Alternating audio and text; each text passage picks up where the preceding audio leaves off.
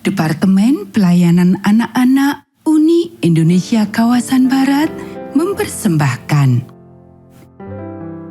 Selamat pagi anak-anak. Kita akan merenungkan firman Tuhan melalui renungan pagi anak. Menjadikan Allah yang pertama. Hari ini tanggal 27 Desember. Mari kita awali dengan doa. Bapa di surga, kami akan belajar firman Tuhan. Tolong kami supaya kami dapat memahami firman Tuhan. Dalam nama Tuhan Yesus kami berdoa. Amin.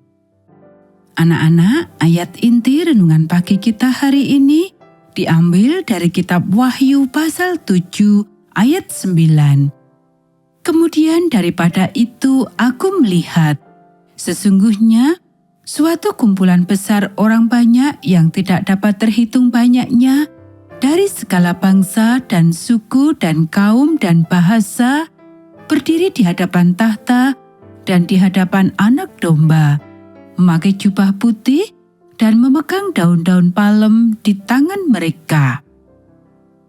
Saya berencana dengan pasti untuk berada di antara umat tebusan yang berdiri di hadapan tahta Allah berpakaian jubah putih. Tidakkah kamu juga ingin? Kita menyanyikan tentang jubah putih yang akan kita pakai di rumah Bapa, tapi tahukah kamu, saya tahu sesuatu. Adalah jubah putih yang harus kamu dapatkan di sini di dunia sebelum kamu tiba di surga. Dan saya tahu sesuatu yang lain. Jika kamu tidak memakai jubah putih itu terlebih dulu, kamu akan sangat malu berada di antara orang-orang yang berjubah putih di sana. Anak-anak, pada suatu hari ketika saya berada di pos misi di Burma, setelah hari kerja berakhir, saya duduk di beranda rumah dengan pakaian bersih dan segar menunggu makan malam. Angin dingin bertiup dari sungai dan sangat menyenangkan. Kemudian salah seorang anak didikku naik dan berkata, "Tara, MC Tin ada di bawah tangga mau bertemu dengan Anda." MC Tin adalah pembuat atap jerami kami. Dia datang setiap tahun dan kami memperkirakan berapa atap jerami yang kami butuhkan agar rumah-rumah tidak bocor di musim penghujan. Maka saya berkata, "Baik, katakan kepadanya untuk naik ke sini. Saya sudah siapkan kursi baginya." Anak itu segera kembali dalam beberapa menit dan berkata, "MC Tin takut naik ke atas. Dia minta Anda turun ke bawah." "Omong kosong," kata saya. Dan saya kembali ke beranda dan memanggilnya. "Naiklah ke atas, MC Tin. Lebih baik dan sejuk di sini. Saya sudah siap kursi bagimu." Kamu seharusnya melihat orang malang itu. Dia tampak tidak enak dan tidak nyaman.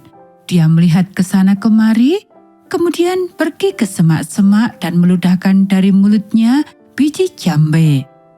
"Oh," saya berkata kepada diri sendiri, "mulutnya kotor." Kemudian dia membersihkan muka, tangan, dan kakinya di sebuah ember air besar. Oh, wajah, tangan, dan kakinya kotor. Kemudian dia membersihkan kotoran dari pakaiannya dan tersenyum bahagia dan percaya diri. Dia naik tangga menuju rumahku yang bersih dan duduk bersamaku di beranda. Tak lama kemudian, MC Tin telah pergi dengan pesanan sejumlah atap jerami dan kantongnya penuh dengan uang. Tapi saya tak dapat melupakan bagaimana dia malu sebelum membersihkan dirinya. Anak-anak, jubah putih yang harus kita dapatkan di dunia ini sebelum kita pergi ke surga adalah jubah kebenaran Kristus.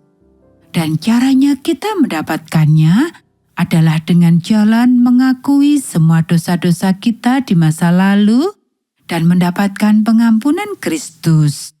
Kemudian mendapatkan pengampunan setiap hari atas kesalahan-kesalahan yang kita perbuat.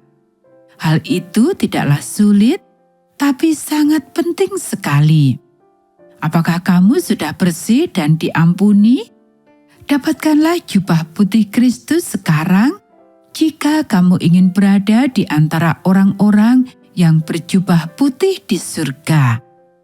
Anak-anak, demikianlah renungan pagi kita hari ini. Mari kita akhiri dengan doa.